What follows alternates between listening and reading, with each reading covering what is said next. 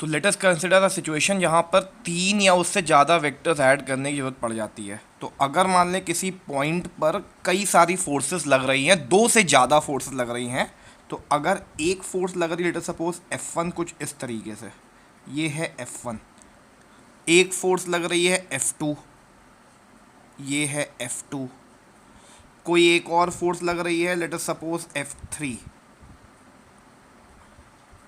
ये 3 फोर्सेस लग रही हैं, F1, F2 और F3, और सबके एंगल्स अजीबोगरीब तरीके से दिए हुए हैं। मान लेते हैं इसका F1 का एंगल दिया हुआ है ये अल्फ़ा, F2 का एंगल यहाँ से दिया हुआ है बीटा, F3 का एंगल दिया हुआ है एक्स एक्सिस से गामा। तो अब इन तीनों का रिजल्टेंट कैसे निकालें? तो no doubt F net vector जो होगा वो हो जाएगा F1 plus F2 vector plus F3 vector. लेकिन हमें तो मैग्नीट्यूड से मतलब है कि एफ नेट का मैग्नीट्यूड कितना आ रहा है, आखिर नेट फोर्स कितनी होगी। तो क्या करेंगे, सबसे पहले F1 को ब्रेक करेंगे उसके कंपोनेंट में। तो F1 का एक्स एक्सिस वाला कंपोनेंट हो जाएगा F1 कॉस अल्फा। मुझे लगता है ये बात समझ में आ गई कि F1 के साथ में अल्फा, तो F1 कॉस अल्फा इधर आ जाएगा। वैसे ही F1 साइन अल्फा कहाँ आएगा, F1 sine alpha Y axis के अलॉन्ग हो जाएगा, तो ये हो जाएगा F1 sine alpha, F1 sine alpha. Similarly अब अगर F2 को ब्रेक करें तो F2 का ये वाला कंपोनेंट जो y के अलोंग है, F2 का ये जो y के अलोंग कंपोनेंट है, ये हो जाएगा F2 कॉस बीटा, क्योंकि ये साथ में है y एक्सिस के साथ में, तो F2 कॉस बीटा ऊपर हो गया। सिमिलरली F2 का ये वाला जो कंपोनेंट हो जाएगा वो हो जाएगा F2 साइन बीटा। वैसे ही F3 भी मुझे लगता है समझ में आ गया होगा। F3 का ये वाला कंपोनेंट F3 गामा के साथ में है, तो हो जाएगा F3 cos gamma, means F3 cos gamma. और ये वाला जो कंपोनेंट होगा वो हो जाएगा F3 साइन गामा। तो अब अगर नेट फोर्स निकालनी है तो सबसे पहले x कंपोनेंट अलग सॉल्व करेंगे और y कंपोनेंट अलग सॉल्व करेंगे। अब x component force in x axis, तो एक फोर्स F1 कॉस अल्फा, एक फोर्स F2 साइन बीटा, एक फोर्स S3 कॉस गामा।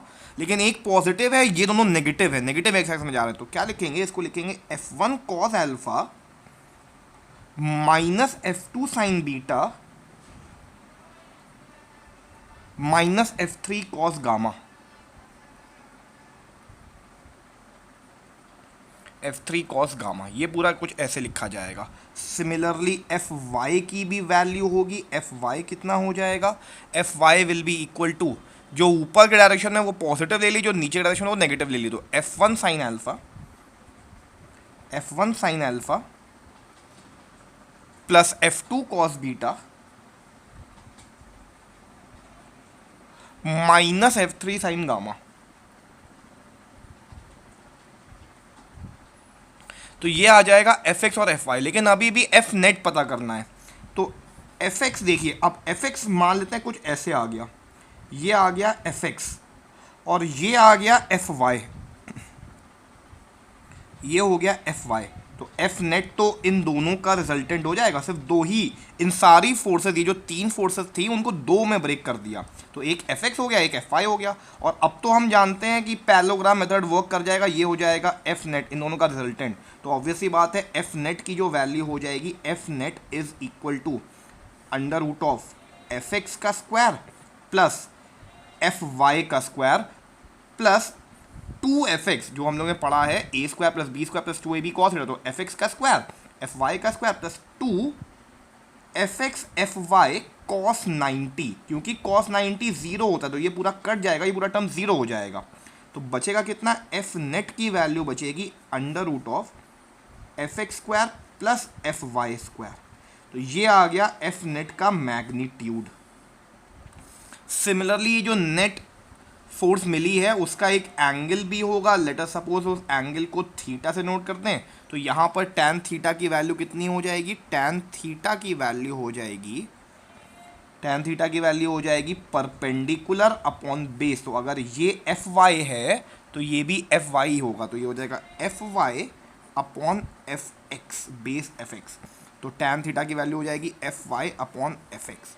तो मतलब ये रिजल्टेंट आ गया सारी फोर्सेस, F1 F2 F3 का ये रिजल्टेंट मैग्नीट्यूड आ गया और साथ में ये उसका एक डायरेक्शन भी आ गया Fy अपॉन Fx जो भी वैल्यू बचेगी। इस पर एक क्वेश्चन कर लेते हैं। तो अब सिचुएशन ये है कि एक फोर्स F इधर लग रही है, एक फोर्स F इधर लग रही है, दोनों के बीच में एंगल 90 डिग्री है, और एक फोर्स F ये लग रही है, ये वाला एंगल 45 डिग्री है। तो ऑब्वियसली बात है अगर ये 45 डिग्री और ये इसी की लाइन का एक्सटेंशन है तो ये भी 45 डिग्री ही होगा। अब फिलहाल ये कहा गया है कि इन तीनों का रिजल्टेंट फाइंड आउट करना है। तो पहले तो इमेजिन करें एक एक्स एक्सिस ले लें, तो यहाँ पे ले लिया हमने, मान लिया एक्स एक्सिस, और इसी के अलॉन्ग मान लिया ये हो गई वाई एक्सिस। तो अब अगर देखें, क्योंकि ये तो x के अलॉन्ग है, ये y के अलॉन्ग, तो इसको तो ब्रेक करना कोई मतलब ही नहीं है, लेकिन ये वाली जो फोर्स है ये x और y के बीच में आ रही है। तो अगर ये एंगल 45 दिया हुआ है तो ये f cos 45 हो जाएगा, ये हो जाएगा f cos 45, और ये वाला कॉम्पोनेंट्स का हो जाएगा f sin 45।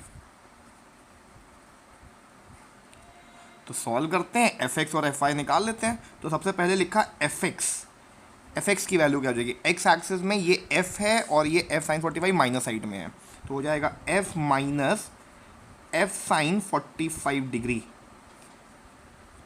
तो अगर इसको सॉल्व करें तो fx की वैल्यू आ गई f minus f into 1/√2 means f by root two, तो f minus f by root two, तो ये रिलेशन आ गया fx का। सिमिलरली fy सॉल्व करते हैं, तो fy यहाँ पे मेरे पास जाएगा, तो fy मैं लिखता हूँ, fy की वैल्यू क्या हो जाएगी, fy की वैल्यू हो जाएगी जो y एक्सिस में फोर्सेस है, तो एक फोर्स f है, एक फोर्स f cos 45 है। ये तो f ब्रेक हो चुकी है, इसके दो कंपोनेंट ब्रेक हो चुके हैं, अब इसको यूज़ नहीं करेंगे, तो fy में हो जाएगा f प्लस में माइनस f cos 45।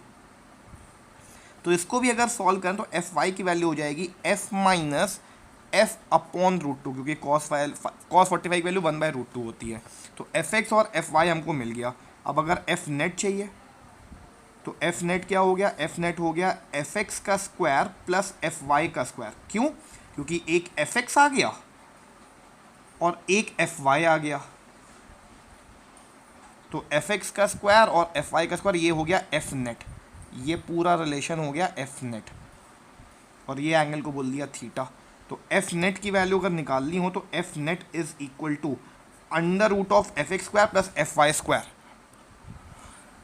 तो थोड़ा सा मैथमेटिक्स ईजी करने के लिए अगर आप दिमाग लगाएं तो fx और fy दोनों ही सेम है, fx भी f minus f by root two है और fy भी f minus f by root two है।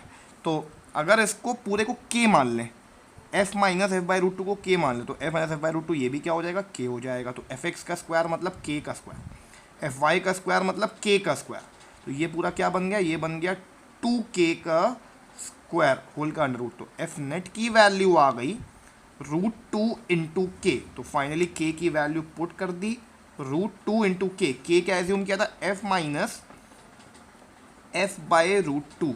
तो फर्दर सॉल्व अगर करेंगे √2 मल्टीप्लाई पूरे में कर देंगे तो ये हो जाएगा √2f minus √2 into F by root two, तो ये √2 कैंसिल होगा, सिंपली f बचेगा।